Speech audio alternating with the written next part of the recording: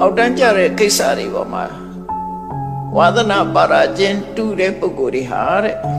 သူလိုဝါသနာတူတွေနဲ့ပဲပုံပေါင်းတယ်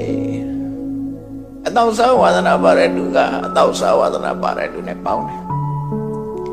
ပညာရေးလိုက်စားတဲ့ပုဂ္ဂိုလ်တွေဟာပညာရေးလိုက်စားတဲ့ပုဂ္ဂိုလ်တွေနဲ့ပေါင်းတယ်လူမှုရေးလှုပ်ချင်တဲ့ပုဂ္ဂိုလ်တွေကလူမှုရေးလှုပ်သူတွေနဲ့ပူပေါင်းကြတယ်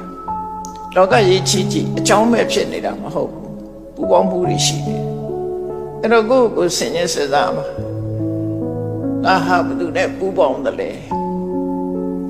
ငါရဲ့ပူပေါင်းမှုစိတ်တွေသဘောထားမွန်မြတ်တာဟုတ်ကဲ့လားကိုယ်ဆန်းစစ်ဖို့ကောင်းကျိုးချမ်းသာကိုပေးနိုင်တဲ့စိတ်တွေသဘောထားဟုတ်ကဲ့လားအဋ္ဌိမုဋ္ဌိနှလုံးသွင်းတရားလို့ပြောစိတ်ထဲမှာကြိုက်တယ်အဲ့ဒါဒီနေရာမှာအစ္ဆတရားအဋ္ဌိမုဋ္ဌိဆိုဒီပါဠိစကားလုံးနဲ့အတူတယ်မြတ်စွာဘုရားကပထမမကောင်းတဲ့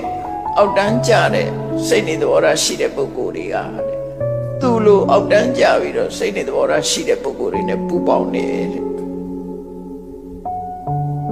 တခါစိတ်ဆန္ဒမြင့်မြတ်တဲ့ပုဂ္ဂိုလ်တွေကသူ့လိုပဲစိတ်ဆန္ဒမြင့်မြတ်တဲ့ပုဂ္ဂိုလ်တွေနဲ့ပဲပူပေါင်းတယ်ဒီနှစ်ခုကဖြောင်းပြန်ပြန်ပြီးတော့ပူပေါင်းလို့မရဘူးစိတ်ထားယုံညံ့တဲ့ပုဂ္ဂိုလ်တွေကစိတ်ထားယုံညံ့တဲ့ပုဂ္ဂိုလ်ချင်းပဲပေါင်းလို့ရတယ်စိတ်ထားမြင့်မြတ်တဲ့ပုဂ္ဂိုလ်တွေကစိတ်ထားမြင့်မြတ်တဲ့ပုဂ္ဂိုလ်အဲ့ဒါကိုမမလို့ပြောတဲ့အခါမှာမမစာပေထဲမှာအသုံးလေးတစ်ခုရှိတယ်ကောဒိနာကောနောသမနေနာသမနောဆို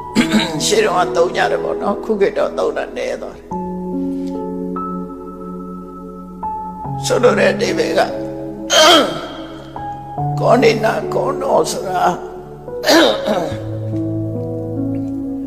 နွားတွေနဲ့ပဲပူပေါင်းတာပဲနွားကစိတ်နဲ့မပူပေါင်းဘူးနွားချင်းပဲပေါင်းစုံခြင်းပူပေါင်းခြင်းအကြီးကနွားနဲ့ပဲပူပေါင်းတယ်သမနေနသမနော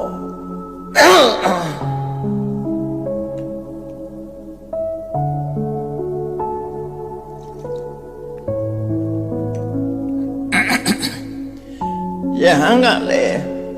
ယဟန်နေနဲ့ပဲပူပေါင်းတယ်ကောဏိနာခောနောသမနေနသမနောဆိုတာဝါဒနာတူရာစိတ်ဆန္ဒတူရာပူပေါင်းကြတယ်ဆိုတဲ့အဓိပ္ပာယ်ကိုသုံးတဲ့စကားလုံး